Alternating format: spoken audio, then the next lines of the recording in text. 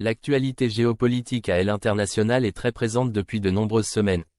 Hier, lundi 7 octobre, marquait l'anniversaire de l'attaque du Hamas contre Israël.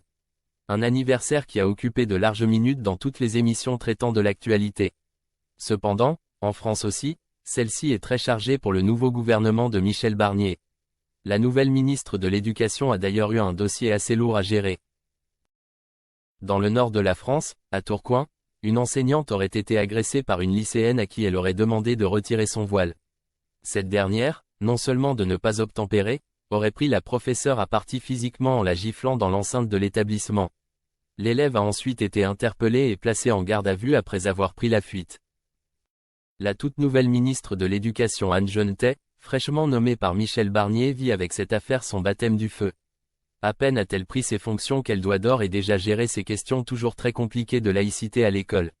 Savoir où positionner le curseur entre faire valoir l'autorité des enseignants tout en préservant les valeurs de laïcité prônées par l'éducation nationale. Dans la lignée de son premier ministre, Anne Genetet a tenu à affirmer son autorité en se voulant intransigeante à l'égard de l'élève. J'ai demandé à ce que des sanctions disciplinaires très fermes soient prononcées compte tenu de la gravité des faits. L'école de la République ne laissera passer aucune atteinte à ses principes et à ses valeurs.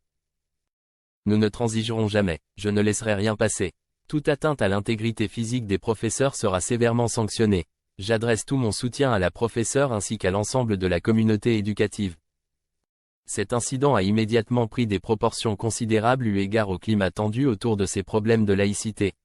De nombreux élus se sont immédiatement manifestés afin de faire valoir leur indignation. On a ainsi pu lire les mots de Xavier Bertrand qui dirige la région. C'était bien évidemment sans compter sur l'actuel maire de Tourcoing, concerné en premier lieu par cette histoire.